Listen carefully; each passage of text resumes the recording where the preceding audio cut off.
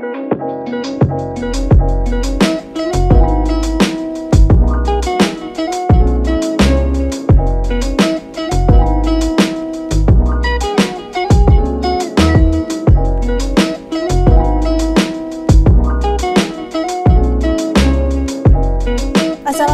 warahmatullahi wabarakatuh, teman-teman mahasiswa. Selamat datang di mata kuliah Pancasila. Pertemuan kali ini akan berbeda dengan pertemuan yang selanjutnya, karena kita akan langsung berbincang dengan Bapak Dikdikbay Haki Arif. Nah, teman-teman pasti penasaran apa saja hal penting yang perlu teman-teman ketahui yang disampaikan oleh Bapak Dikdikbay Haki Arif. Tonton video ini sampai selesai ya. Yuk langsung aja kita akan berbincang dengan Bapak Dikdikbay Haki Arif.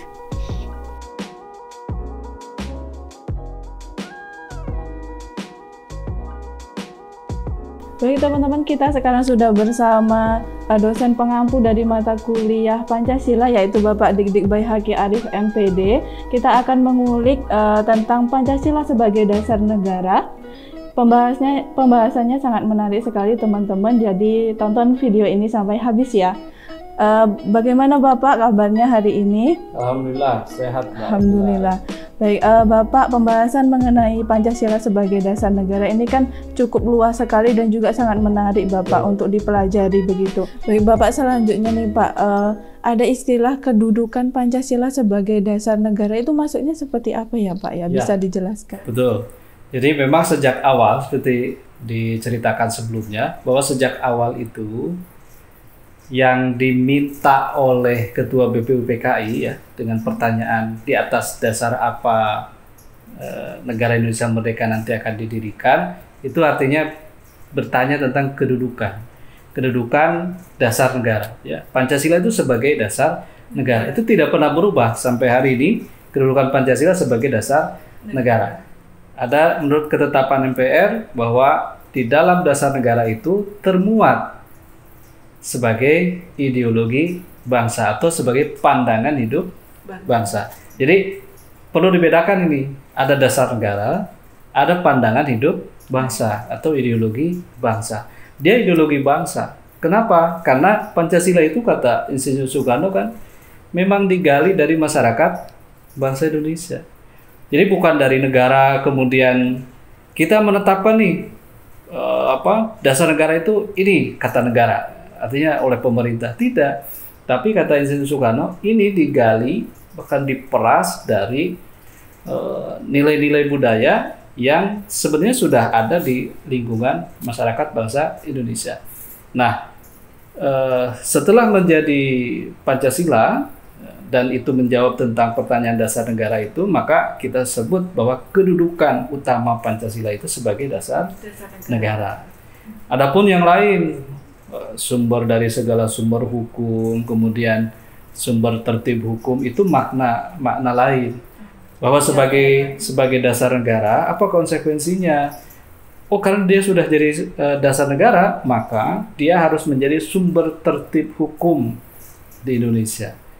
Apapun peraturan-peraturan hukum yang ada di Indonesia tidak boleh bertentangan dengan Pancasila. Karena Pancasila tadi stats fundamental norm. Jadi dasar yang norma dasar ya, norma tertinggi dari sebuah negara. Jadi peraturan-peraturan di bawahnya tuh ada Undang-Undang Dasar, kemudian ketetapan MPR, undang-undang, kemudian garis miring peraturan pemerintah pengganti undang-undang ya, karena undang-undang garis miring peraturan pemerintah pengganti undang-undang. Kemudian peraturan pemerintah, peraturan presiden, peraturan daerah provinsi, peraturan daerah kabupaten atau kota, itu tidak boleh bertentangan dengan Pancasila. Makanya sekali lagi, makna bahwa Pancasila sebagai dasar negara berarti konsekuensinya dia menjadi norma dasar, sumber tertib hukum bagi peraturan-peraturan yang ada di bawahnya. Dia juga menjadi meliputi suasana kebatinan dari Undang-Undang Dasar 1945. Jadi kan 5 dasar itu kemudian terpancar pada sila-sila berikutnya, sila-sila yang ada di, mohon maaf bukan sila, tapi pasal, ayat gitu ya yang ada di batang tubuh Undang-Undang Dasar 45. Kalau sekarang sebutannya bukan batang tubuh tapi pasal dan ayat gitu ya. Kalau dulu kan pembukaan, batang tubuh, penjelasan. Kalau sekarang pembukaan, pasal-pasal dan ayat. Itu saja. Gitu. Oke. Terima kasih Pak Dili. Berarti kalau misalnya digambarkan sebagai bentuk piramida, Pancasila ada di paling atas begitu? Paling atas, ya, karena dia stats fundamental norm, dia ground normnya, gitu, stats side-nya. Jadi cita hukumnya itu di atas. Nah, baru ke bawahnya itu peraturan-peraturan yang lebih teknis, gitu ya, sampai ke kalau yang berlaku sekarang kan di hierarki peraturan perundang-undangan di negara kita itu kan sampai ke peraturan daerah, kabupaten atau kota. Beda dengan peraturan sebelumnya sampai peraturan desa gitu. Nah, sekarang kan tidak. Hierarki peraturan perundang-undangan di kita sekarang mulai dari Undang-Undang Dasar Negara Republik Indonesia tahun 1945, kemudian yang kedua ketetapan MPR. Pada peraturan sebelumnya ketetapan MPR itu hilang, sempat hilang. Nah, sekarang muncul lagi. Kenapa? Karena masih ada ketetapan-ketetapan MPR yang sampai hari ini masih berlaku. Ya, misalnya ketetapan MPR yang melarang penyebarluasan ideologi komunis, gitu ya, dan Partai Komunis di Indonesia. Itu kan sampai sekarang masih berlaku, belum dicabut. Kemudian di bawah ketetapan MPR ada apa tadi? Undang-undang, garis miring peraturan pemerintah pengganti undang-undang. Jadi undang-undang dengan peraturan pemerintah pengganti undang-undang itu posisinya setara. Di bawah itu ada peraturan pemerintah, peraturan presiden, baru peraturan daerah, provinsi, dan peraturan daerah, kabupaten atau kota. Di atasnya Pancasila. Tidak tergantikan gitu ya, karena posisi Pancasila sebagai ground norm gitu ya. Terima kasih Bapak. Berarti Pancasila itu inti dari semua peraturan-peraturan yang dibuat oleh pemerintah, kemudian di tingkat-tingkatan yang di bawahnya begitu. Jadi semuanya menjurus ataupun mengacu begitu ya. Dan tidak boleh bertentangan dengan nilai Pancasila. Iya begitu. Itu juga termasuk hierarki ya Pak ya, hierarki Pancasila. Iya. Baik, Bapak, kemudian Bapak ini Pancasila sekarang itu kan sudah diterapkan dari mulai Indonesia lahir ataupun udah jauh dari kemerdekaan Indonesia sudah ada begitu. Nah, akan ada muncul tantangan-tantangan Pancasila sebagai dasar negara begitu Bapak. Kalau menurut Bapak sendiri tantangan yang terberat bagi Pancasila sebagai salah satu acuan ataupun dasar negara itu bagaimana Bapak? Iya, ini menarik ini pertanyaannya. Jadi sebagai dasar negara dia kerap menghadapi tantangan-tantangan dalam tataran implementasi. Tadi dikatakan bahwa sebagai dasar negara, Pancasila itu menjadi sumber tertib hukum di Indonesia. Peraturan-peraturan yang ada di bawahnya sesuai dengan hierarki peraturan perundang-undangan itu kan tidak boleh bertentangan dengan nilai-nilai Pancasila. Nah, tantangannya adalah banyak peraturan-peraturan di bawah Pancasila itu yang kemudian bertentangan dengan nilai-nilai Pancasila atau semangat Pancasila. Apa buktinya? Ada undang-undang yang dibatalkan karena bertentangan dengan Undang-Undang Dasar. Kalau bertentangan dengan Undang-Undang Dasar, kan sebenarnya bertentangan dengan nilai-nilai yang terkandung dalam Pancasila. Karena Undang-Undang Dasar itu meliputi suasana kebatinan dari Pancasila itu, gitu ya. Peraturan-peraturan daerah apalagi banyak yang kemudian dibatalkan, dinyatakan tidak berlaku karena bertentangan dengan peraturan di atasnya. Terus kalau dirunut lagi ya bertentangan dengan Pancasila. Tantangan berikutnya adalah bagaimana para penyelenggara negara mulai lupa dengan Pancasila. Padahal Pancasila tadi sebagai sumber tertib hukum. Nah, ketika misalkan mengambil kebijakan itu lupa dengan Pancasila. Tapi Mbak Mila begini, kita itu pernah ada pada satu masa di mana Pancasila itu benar-benar mulai dilupakan, gitu ya. Ketika kita masuk masa reformasi tahun 98, kemudian ada pemilihan umum tahun 99, terbentuklah pemerintahan yang baru. Istilah-istilah Pancasila itu bahkan hilang di Undang-Undang Sistem Pendidikan Nasional tahun 2003.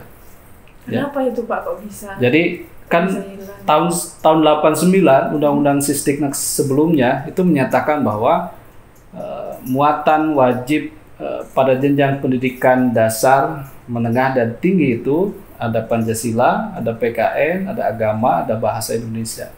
Tapi di 2003 Pancasila hilang. Kenapa? Karena kalau saya melihat itu ada keengganan dari katakanlah para penyelenggara negara termasuk masyarakat yang tidak ingin mengaitkan Pancasila atau tidak ingin memunculkan nama istilah Pancasila itu karena khawatir dikaitkan dengan pemerintahan sebelumnya, pemerintahan Orde Baru. Kita ketahui dalam sejarah bagaimana pemerintahan Orde Baru menjadikan Pancasila sebagai alat gitu ya, alat untuk mempertahankan kekuasaan lah begitu. Siapa-siapa yang katakanlah agak berbeda dengan pemerintah akan dianggapnya kontra terhadap Pancasila, bahkan lebih ekstrim anti Pancasila. Gitu. Jadi seolah-olah pemilik sah Pancasila itu ya pemerintah. Pelaksana Pancasila yang sebenarnya adalah pemerintah. Padahal kan tidak begitu. Ya, sebagai ideologi bangsa, Pancasila itu ya milik masyarakat, milik seluruh masyarakat bangsa Indonesia. Jadi sebenarnya ada ruang terbuka untuk masyarakat menerjemahkan dari Pancasila itu.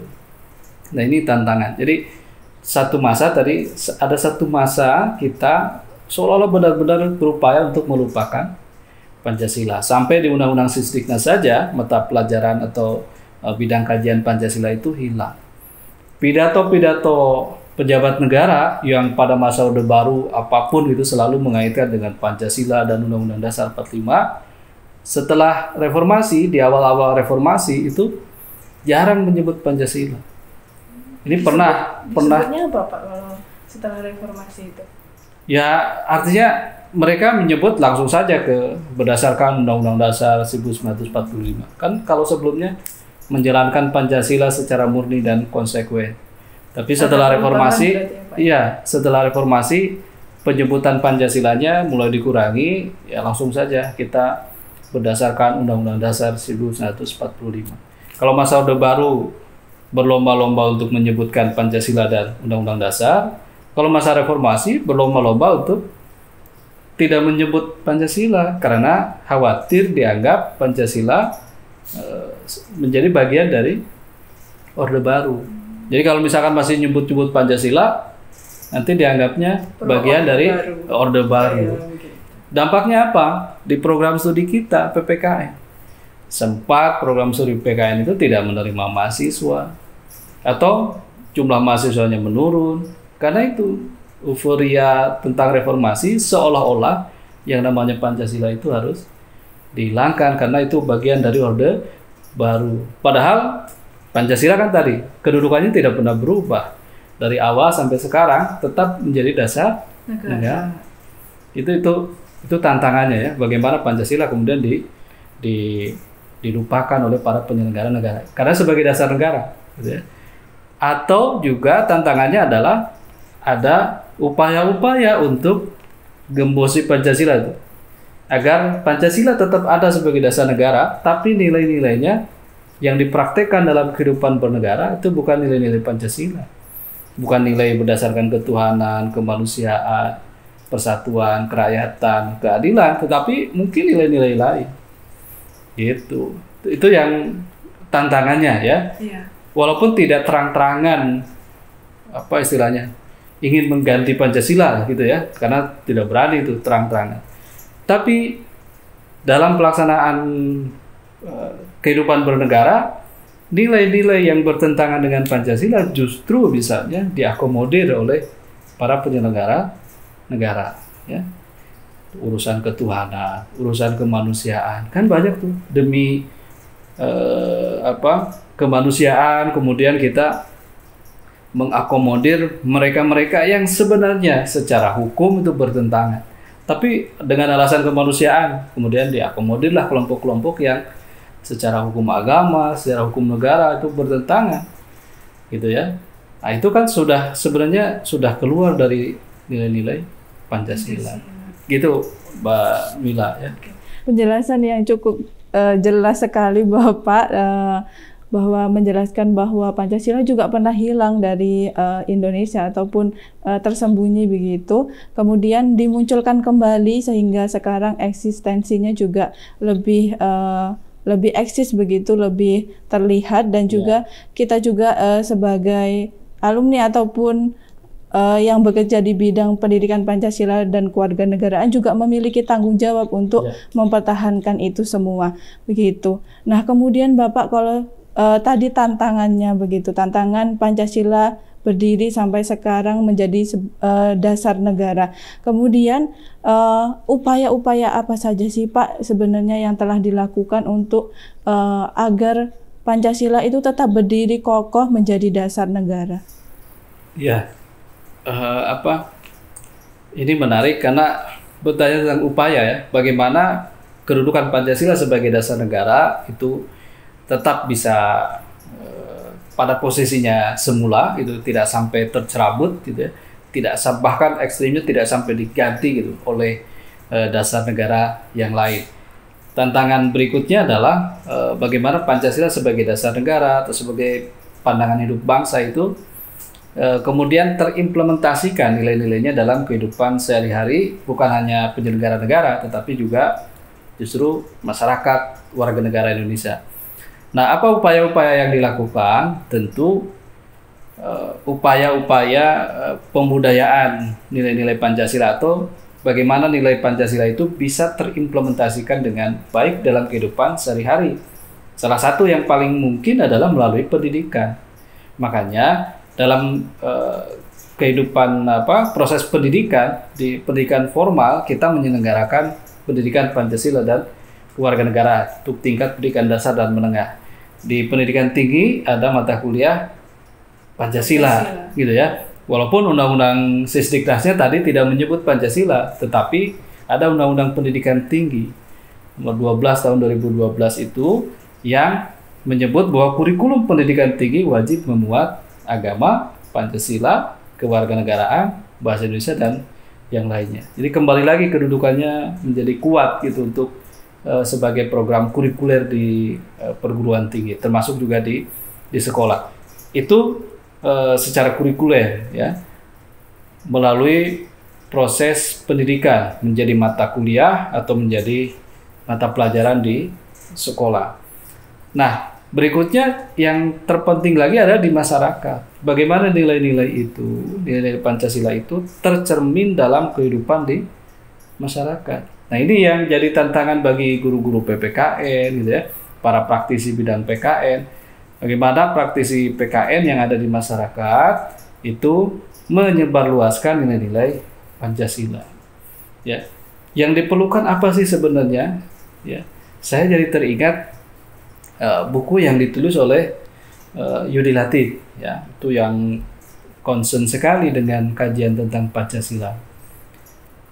Pak Yudi Latif itu kan menulis buku Mata Air Keteladanan. Jadi di buku itu Pak Yudi itu mengemukakan tokoh-tokoh bangsa, ya, tokoh-tokoh bangsa yang dalam kehidupan sehari-harinya dia mengimplementasikan nilai-nilai Pancasila, mulai dari nilai ketuhanan sampai nilai keadilan sosial, gitu ya. Jadi apa yang perlu kita garis bawahi dari buku itu, bahwa ternyata di lingkungan masyarakat yang diperlukan adalah keteladanan. Dan keteladanan inilah yang kata Pak Yudi Latif itu sekarang ini kering sekali, gitu ya. Kering sekali keteladanan itu. Padahal dari Sabang sampai Merauke banyak tokoh yang memiliki keteladanan, yang itu bisa dijadikan contoh dalam kehidupan sehari-hari masyarakat. Teladan dalam apa? Teladan dalam melaksanakan nilai-nilai Pancasila. Teladan dalam ketuhanannya, teladan dalam nilai kemanusiaannya, teladan dalam nilai persatuan, kerakyatan, dan keadilan sosial. Jadi yang diperlukan selain pendidikan formal, juga yang terpenting adalah keteladanan. Kita tuh butuh teladan, bukan hanya dari masyarakat, tapi juga dari para penyelenggara negara. Ya. Satunya kata dengan perbuatan gitu, itu kan yang terpenting tuh. Nah, kita sekarang banyak melihat itu, apa yang dikatakan berbeda dengan apa yang dilaksanakan gitu ya. Itu joke Gus Dur itu. Ya, Gus Dur menyebut orang Indonesia itu apa yang dikatakan itu berbeda dengan apa yang dikerjakan. Kalau negara-negara yang lain sedikit bicara banyak bekerja, atau sebaliknya banyak bekerja banyak bicara tapi sedikit bekerja. Lah Indonesia bagaimana katanya? Indonesia nggak ngerti karena apa yang dikatakan beda dengan yang dikerjakan. Itu joke, itu humor, tapi kita bisa merefleksikan diri kita sendiri dalam kehidupan bernegara. Banyak juga yang begitu. Apa yang dikatakan berbeda dengan apa yang dilaksanakan. Jadi keteladanan ini menjadi sangat penting, karena itu kajian-kajian Pancasila itu sebenarnya bisa berangkat dari kehidupan kita sehari-hari. Ambil tokoh-tokoh yang berpengaruh di masyarakat. Bagaimana keteladanan mereka, gitu ya. Tokoh bangsa itu tidak mesti mereka yang sudah meninggal, kata Yudi Latif.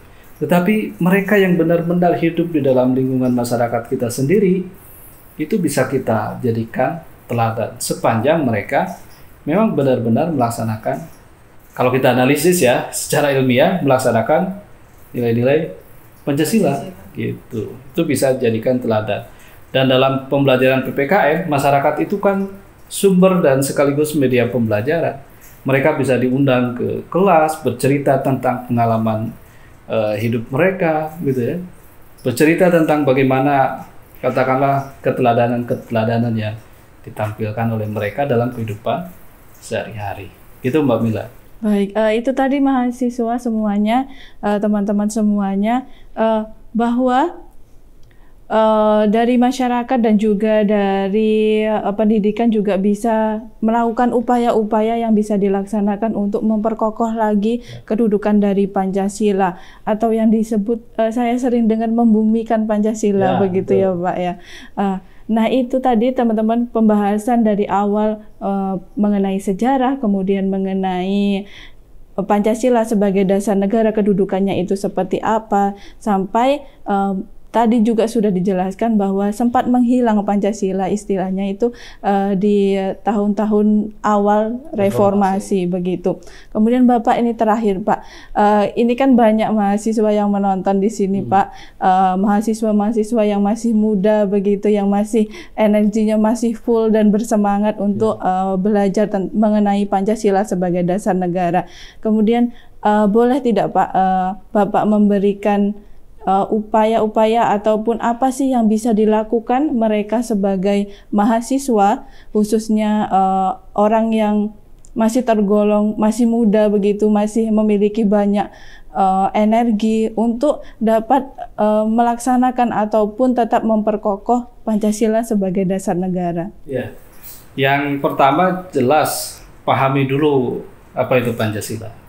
Itu melalui kajian kita nih, kajian Pancasila. Pahami dulu Pancasila agar kita memiliki dasar bagaimana kita bisa mengimplementasikan Pancasila. Walaupun sebenarnya itu bukan sesuatu yang mutlak gitu ya, tetapi penting ya.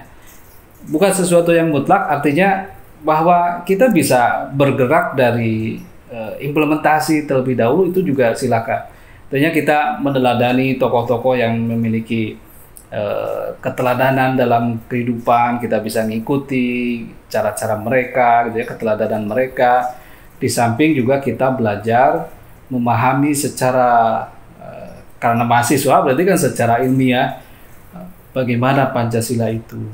Sudah kita bahas tentang rangkaian sejarahnya perkembangan Pancasila, kemudian hari ini Pancasila bahwa kedudukannya sebagai dasar negara, mungkin besok sebagai ideologi bangsa, sistem filsafat, bahkan sampai ke dasar pengembangan ilmu. Pahami itu secara terus-menerus sehingga kita memiliki keyakinan, oh memang untuk Indonesia Pancasila lah sebagai jawaban untuk kita tetap bisa bersatu, bahwa Pancasila lah sebagai pilihan untuk menjaga negara kesatuan ini tidak terpecah belah, bahwa berdasar kajian itu kita jadi tahu bahwa banyak hal yang belum diimplementasikan misalkan dalam kehidupan kita sehari-hari, atau mungkin justru kita menyadari sebenarnya kita tuh sudah banyak melaksanakan, hanya itu ya, kita kan melaksanakan misalkan ibadah itu pasti mengamalkan sila yang pertama. Kemudian kita menghargai manusia yang lain, pasti mengamalkan sila yang kedua. Tapi kan kita tidak pernah berpikir, saya ibadah dalam rangka melaksanakan sila pertama, enggak gitu ya. Tapi mengalir saja, menurut saya mengalir saja, lihat teladan-teladan yang ada, mengalir saja, ikuti sambil kita mengokohkan pemahaman kita melalui kajian-kajian tentang Pancasila itu. Karena di satu sisi implementasi itu penting, tapi di sisi yang lain pemahaman tentang Pancasilanya secara saintifik, secara keilmuan itu juga lebih penting lagi. Itu Mbak Mila. Terima kasih Bapak. Itu tadi teman-teman apa yang harus dilakukan oleh mahasiswa sebagai generasi muda dan penerus bangsa. Mungkin itu saja teman-teman untuk pertemuan kali ini, bincang-bincang kita, bincang-bincang santai dengan Bapak Dik Baihaqi Arif MPD. Terima kasih banyak Bapak atas waktunya. Kita ketemu di pertemuan selanjutnya. Assalamualaikum warahmatullahi wabarakatuh.